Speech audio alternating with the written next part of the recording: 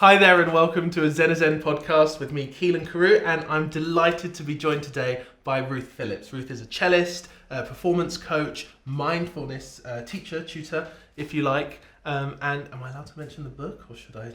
Yes, that? Yeah, there's a book on the way.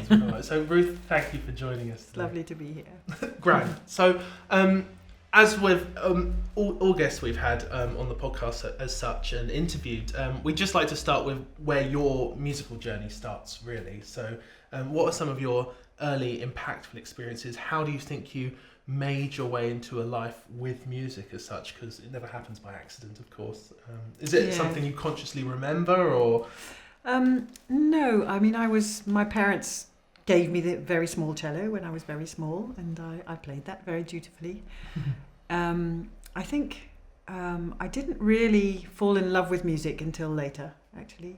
I think it came together for me, it came very much together with falling in love with nature. It's a funny thing because I grew up in the city. I grew up in South London, and I wasn't really connected to nature very much. I had friends who at the weekend they went for things called walks. I didn't really know what that meant.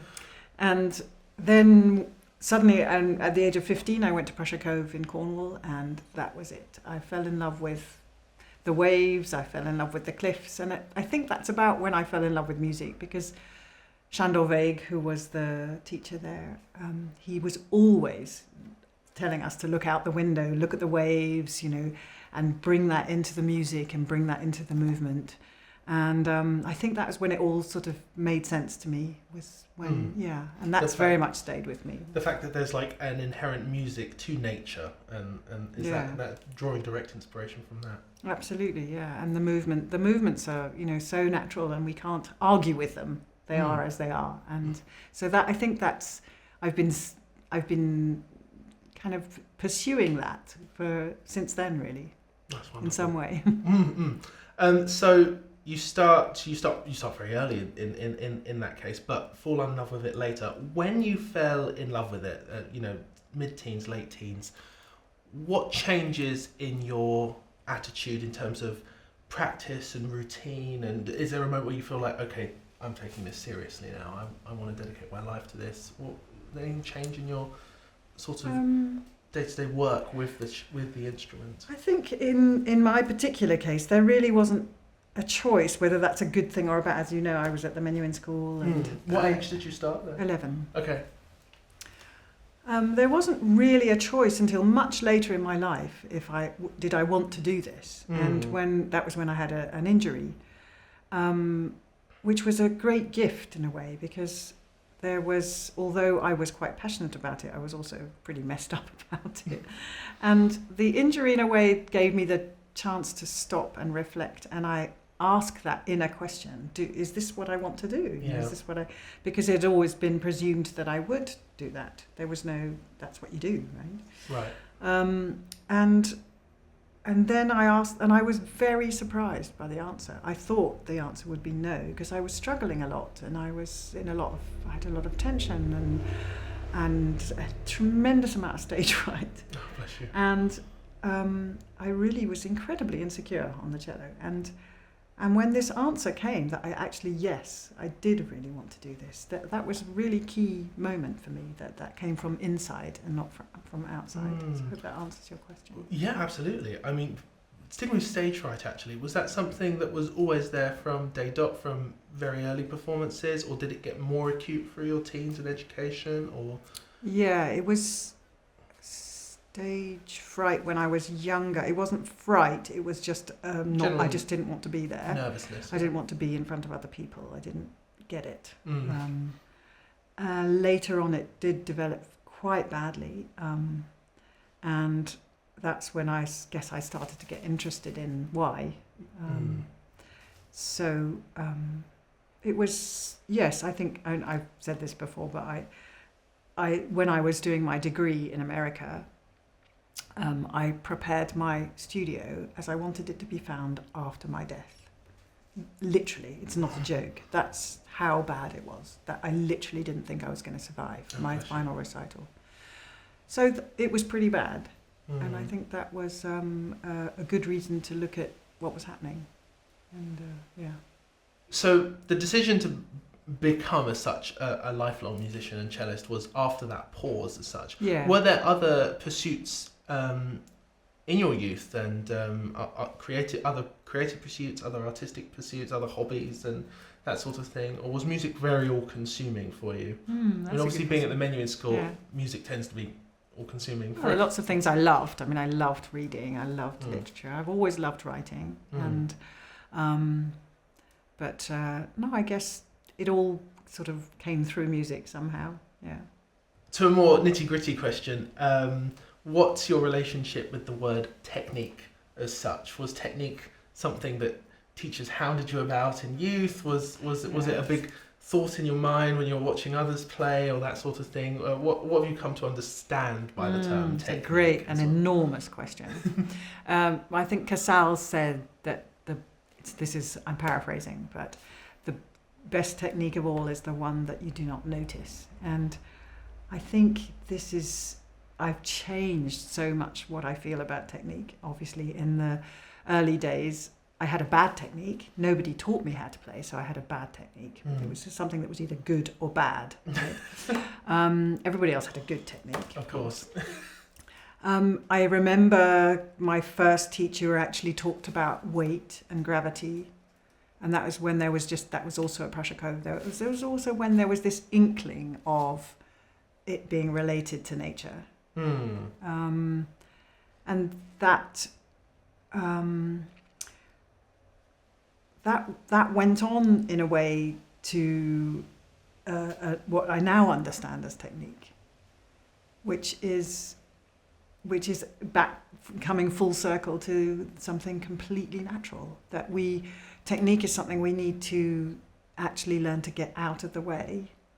Obviously, I mean, when I was in America, I practiced 8 hours a day, and I think it's great. I think it's a great thing. Yeah, I think it's a great thing to do. I really appreciate. I had a fantastic teacher, so I was practicing. The question is, what do you practice? Yeah, obviously. yeah. How do you practice? How do you practice, and what do you practice? I was doing, really healthy practice. I was really learning the map of the body. I was learning the map of the instrument. I was doing harmonic analysis, and all of those things still serve me. I would say that was very valuable time spent. I could have spent 8 hours a day telling myself I was shit, tensing up, learning to control and over fix, and I could have spent 8 hours a day doing that, and that would not have served me. The way I happened to be working in that time, thanks to a really wonderful teacher, was very healthy, and I mean, it's very, very natural, and we also have to, learn the maps. We have to learn the map of the movement. We have to learn the map of the instrument, and that takes time. Your time in America, this came after the injury and the pause, and then... Well, there are a couple of injuries, so let's not go into that. Bless you. Wonderful, that's grand. In terms of, I'm keen to practicing 8 hours a day. That sounds an extraordinary number to me. I tap out at 2 hours. You should. I'm so pathetic. You should. No. I actually think we overestimate practice. I mean, So having said that, that was a period of my life, and I would absolutely not advocate everybody to practice that much. I think for a period of time, for some people, in some situations, that's helpful. I think we totally over-practice. And now I really practice very little. I don't think I need to practice that much. I think that the time I've invested in a wholesome way of playing has taught me how to play in the same way as it is a bit like riding a bicycle, because it's natural, because it's all based on natural movement. So there's nothing, it's just stuff to remember, really. If it's natural, is it also fun? Is it innately fun? Oh, yeah. I mean, isn't natural movement fun? I mean, it's like dancing. So. Yeah. Natural movement is tremendously fun. So is there a very porous line for you between practice and play in that sense? Absolutely, yeah. And I think the quality that's really important is curiosity, and that is very playful. Curiosity is the quality that children have, isn't it? They're literally open and curious and discovering moment by moment. And I think that's a quality when we bring that quality to our practice, rather than just telling ourselves what to do and working towards control and fixing everything, all of which I do not work on, then we learn in a very different way, I think. We learn in a much more holistic, whole-bodied way, not just with the mind and the hands. And that is genuinely rewarding in the moment. It absolutely feels is, good, yeah. It does feel very good. It's like a massage. I do think that, playing in a natural way should feel like a massage. Yeah. It just reminds me, I remember at school, I went to a non-music school, so, 1,000 kids, and I was the only oddball that liked this bizarre music, but I remember a girl asking me about 14, why do you play? This is, again, before I really loved music, but I enjoyed it. I remember just saying, it just feels good. Oh, that's lovely. It just feels nice, Yeah. But for so many people, it really doesn't. Yeah. I wonder if that's many people that are introduced to music before they have a chance to really decide whether they like it or not. They're kind of told if they have to, because my parents are non-musical, so no one told me I have to like So music. you made that choice. It's always been a conscious decision, I like this, I'm going to keep going with this. Whereas, I do worry, especially a lot of musicians that start very young are just told, this is really good. Yeah. This is great. This is Beethoven. He's amazing. Yeah, you have to really like this. And that's an immediately alienated way. It's difficult, isn't it? Because I agree with you, and at the same time, it is a language. Music is a language that if we start learning the language early, because we're much, much more open to learning languages when we're little. Totally. Depending on the way that's handled, obviously. But I think learning early can be really beneficial because you learn the language. And, it's caught rather than taught, isn't it? Yeah. And going back to what you were just saying about practice, I think what I've learned to practice is I've learned to practice non-doing.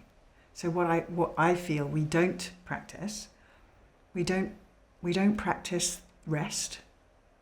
We don't practice letting go. We don't practice stepping back and just allowing something, whether it's a movement, the movement and the phrase and the gesture are all together.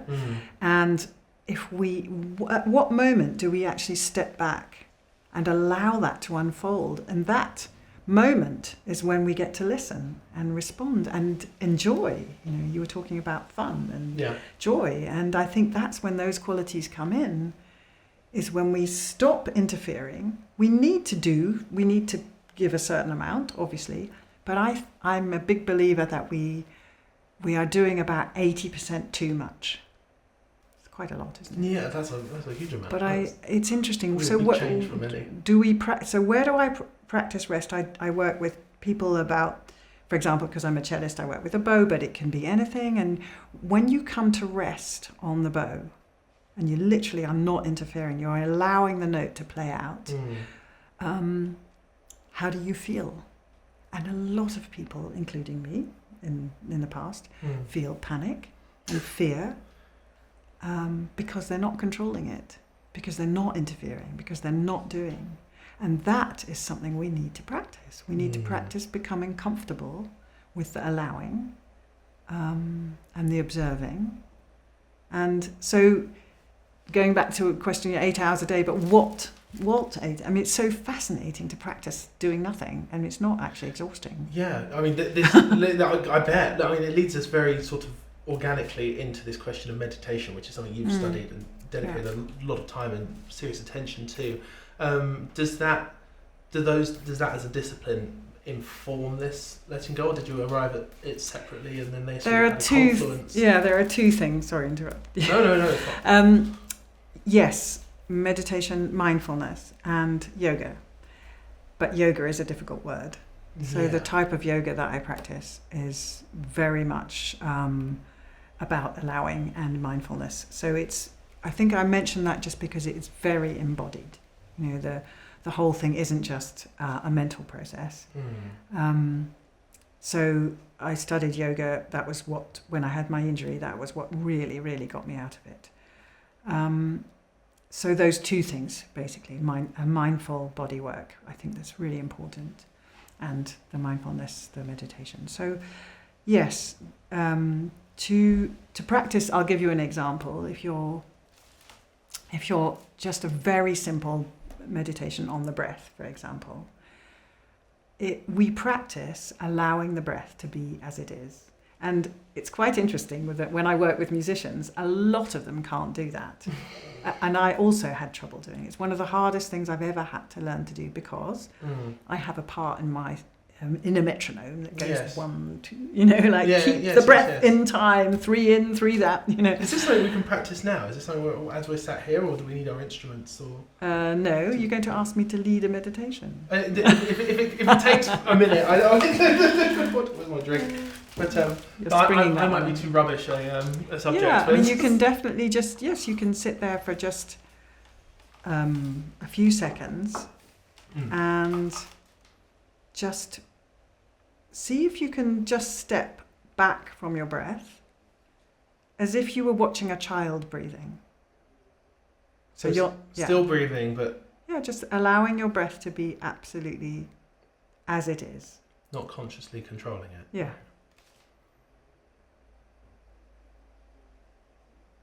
And just notice, and don't beat yourself up about it because we all do it. Notice if you at any point you're interfering, trying to make the breath deeper or longer or shorten the pause, or just notice your relationship to your breath.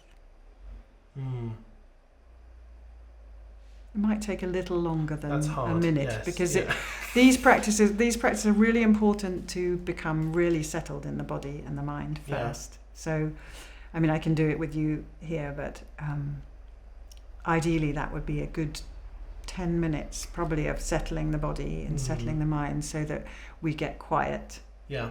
So that we can actually take that stance of being an observer. That's interesting. It's not a TikTokable practice. It is not a TikTokable practice, no. No, absolutely. And yes, but in a way that's why we need it more and more, Yeah, absolutely. So you probably couldn't really feel that. No, I started to immediately think about my breathing, and then that thinking for me is controlling it, basically. Exactly. And so if you take that example of how much time it takes and how much practice it takes to just make that movement, just that little bit back, to observe what's happening in your own body, that's the practice. And when you bring that to your instrumental practice, it's incredibly powerful because you can come in and out. It's not like you have to just stand back and be cold and not involved. It's not that, but it's being able to move the lens, if you like. Yes. So you've got close up, focused attention, and you're able to just step back and see the whole picture. Does a lot of this have to do with the different kinds of memory as well? So when I'm talking to you now and I'm not thinking about my breathing is controlled by muscle memory, basically. And then muscle memory has a huge part to play in a lot of people's learning process for music. Absolutely. So is it when you've learned something so well that you can then... is that you can take that conscious sort of frontal lobe activity and sort of step back, and I can kind of watch my hands playing without having to constantly think. Yes, I think it is. If you add what it brings you, which is the capacity to listen and the capacity to feel, it becomes much more spacious. Yeah. And we know that if we feel spacious in our mind and spacious in our body, then we can listen better. So in a performance, do you sort of become the first audience member, the first listener? That's a nice point. Yeah, in a way, yes. And that, in a way, it actually just connects you to the audience because you're also listening in a non-identified way.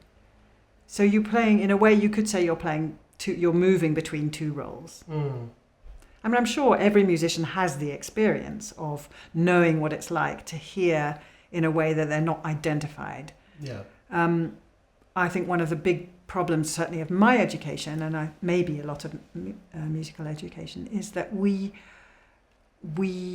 fix a performance. We are our interpretation. This is my interpretation. This is how I play it, and I am this. There's a lot of ego. And it's fixed, and it. So what these kinds of practices allow is by not being identified with it. we can still be involved with it, then there's much more space for improvisation, for example, because does that make sense, to just have that capability to step back? Yes. Yeah. And it also But allows that freedom that it allows permits for you. much freer movement, because you're not controlling. I mean, when I learnt first the cello, I had to control every single millimetre of my bow, and it was so stressful. It was exhausting. And I had a wonderful teacher, and this is not against him in any way, but I spent hours doing these figure of eights at each end of the bow. Right. And so the tip, I had to do a figure of eight, Yes. and then at the heel, I had to do a figure. Can you imagine what that did to my rhythm? Yeah. I mean, I had no rhythm, because every time I got to the end of a bow, I had to do this thing. But the irony is that that's what my hand does naturally on the end of my arm. There you go. And learning it was fine, because it was a way of remembering it. And Yeah. maybe by tension or resistance, I'd forgotten it. But eventually the body knows how to move perfectly, you know. So there's this relationship between, yes, I mean, we do have to practice. I practice thirds and sixths and all of that. It's really important. And there's another step, which we often forget. At high level, exactly. It's just the letting go and allowing and letting the body remember.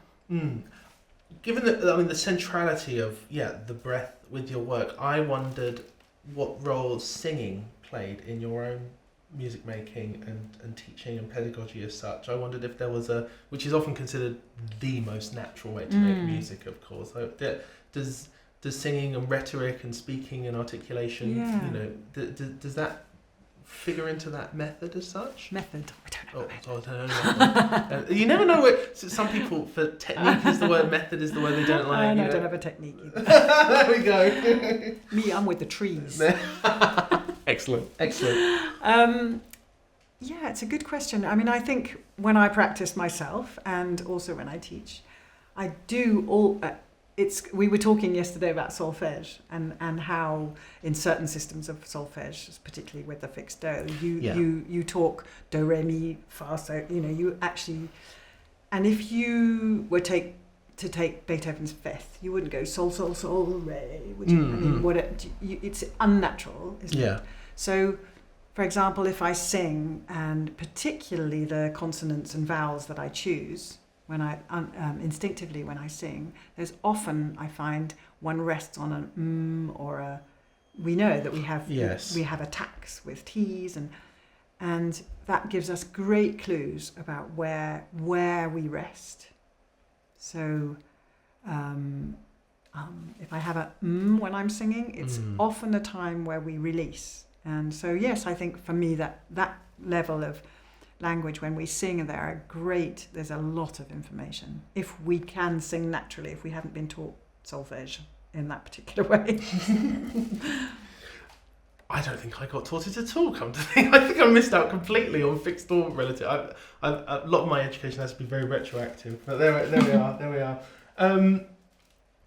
We've touched on meditation already, but it's and yogic is the adjective, I think, but meditation and yoga, and but it's something I'd like to come back to, because it's something that some musicians will have exposure to, but I suspect the majority don't. Many have exposure to Alexander technique, which is sort of not parallel, but a very different world. But again, that bodiedness and presence, that's probably maybe their first exposure to it. But how do you go about introducing the art, the world of meditation, to a musician that otherwise hasn't? And you can use me as a dummy in this case, because I have not had that exposure to it. That's a good question.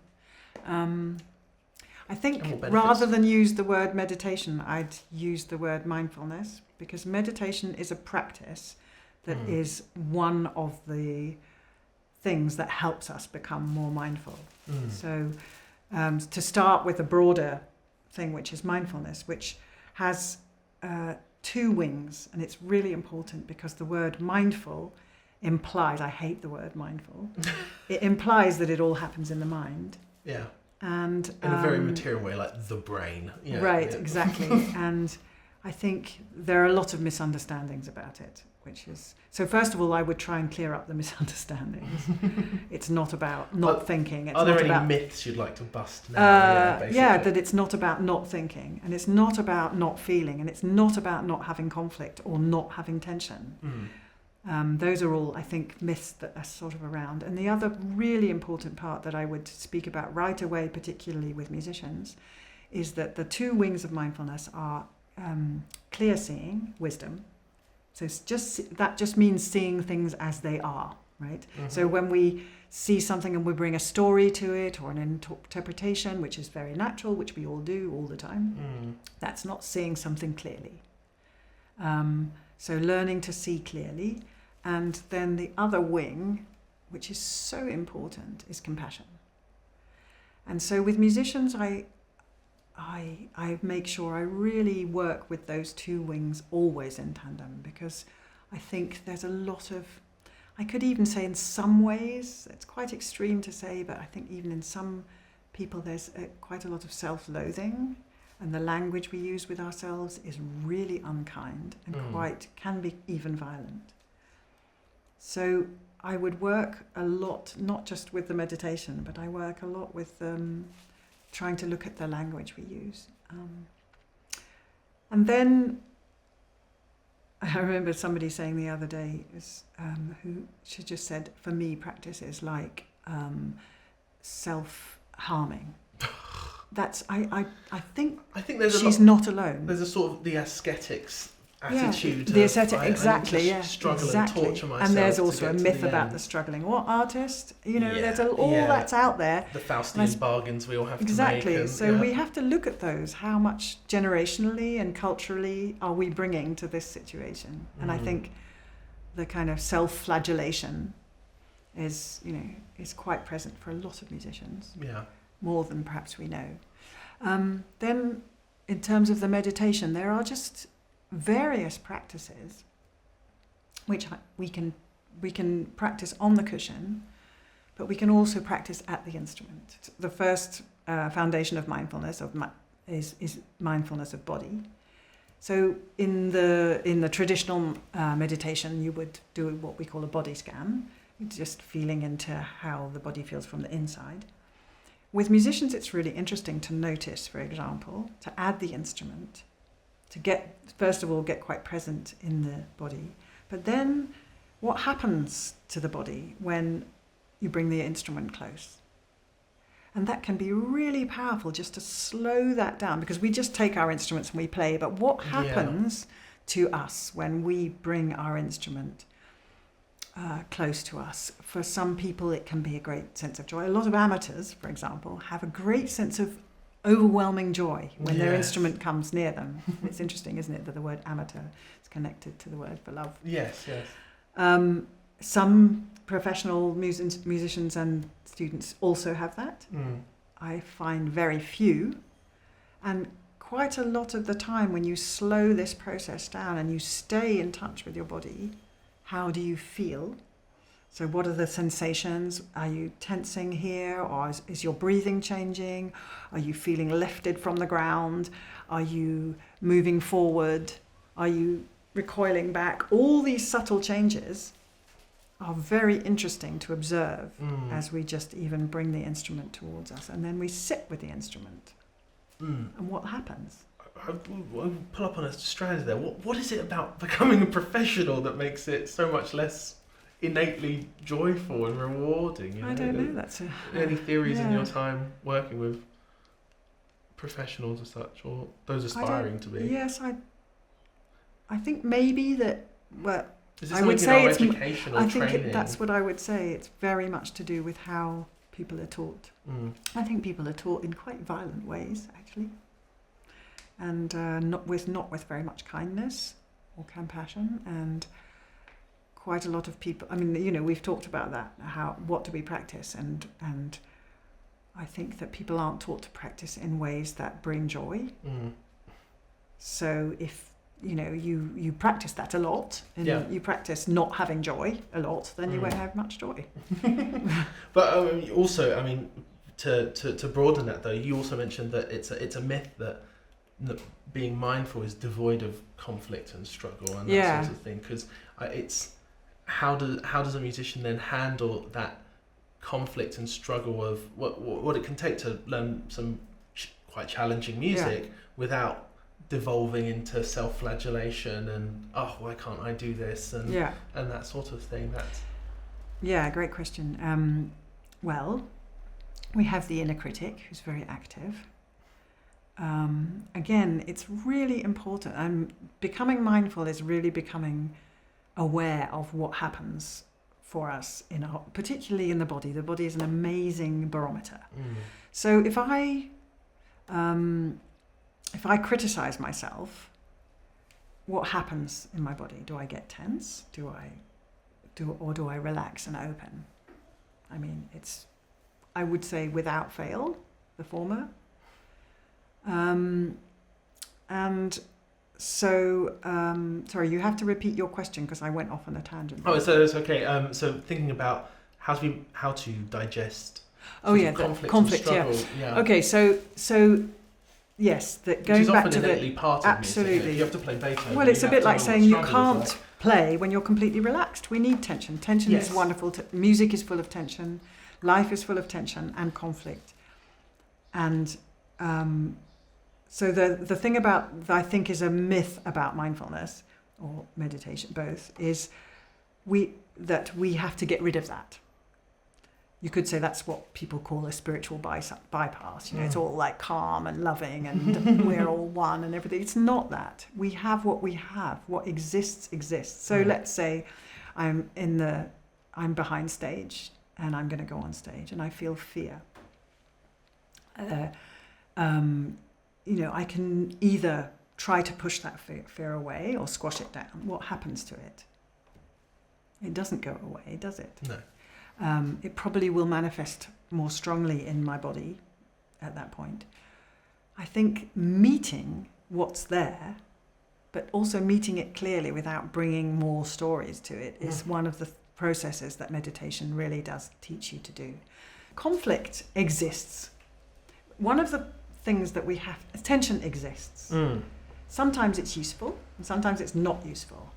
When we have conflict, when we stay in with ourselves or basically with, I think what we're often dealing with is we have a conflict with reality.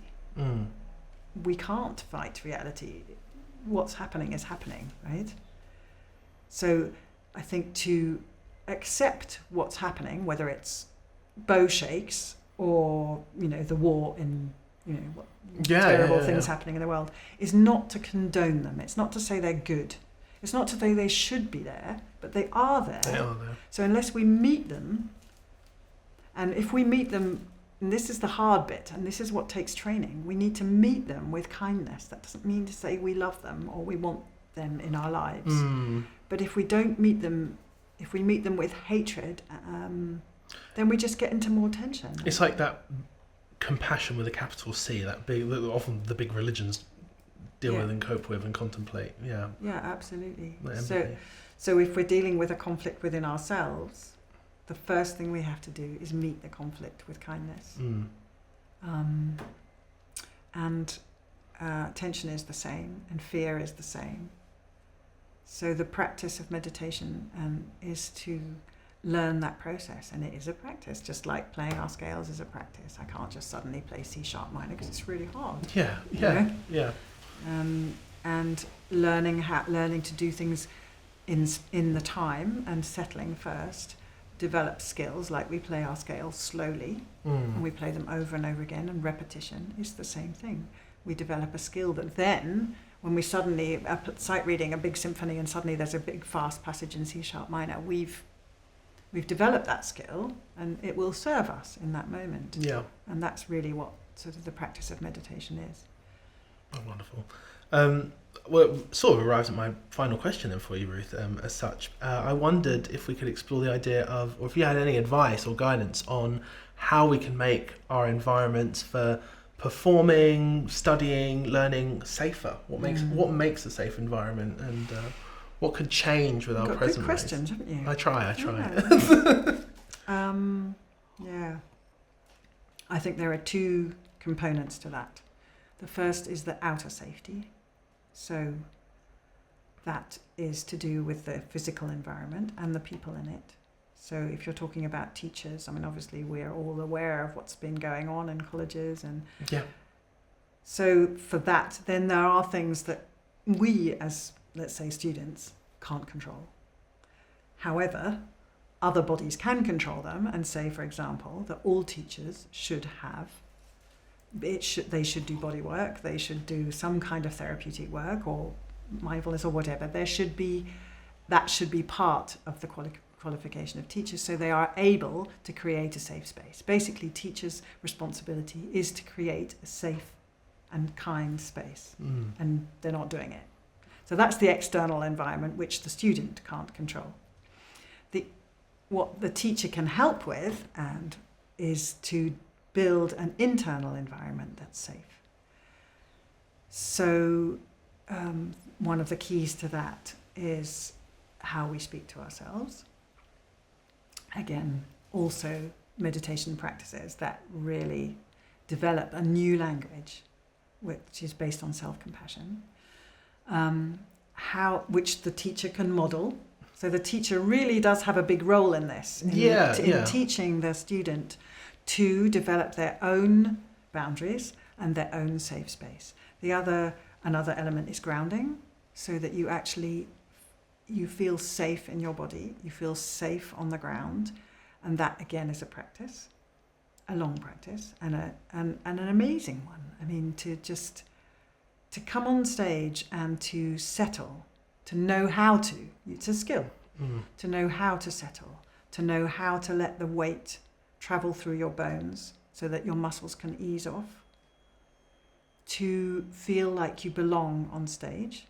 That takes maybe, to somebody who's practiced, maybe 3 seconds, right? But as we've said, the practice the long practice beforehand. But it's essential, that moment of belonging, of settling, of grounding, of making sure that you are safe in this moment, in your body, in this space. And have you seen this in performers that we'll see on the stage at the moment? We were waxing lyrical at Andra Schiff before before recording. Yeah. Is that an example of someone where you can see this in practice as such? It's funny. I really feel you can sense it, because I think that when somebody has done that, as I say, it can be literally just like that, literally, but you feel it. You feel they've taken the time as an audience member. Yeah. You feel they've taken the time to land where they are, and that's when you're invited in. I don't think we can be invited in if somebody doesn't feel that they're present in themselves. And being present does mean feeling safe. And I think it's a really brilliant question and an important one.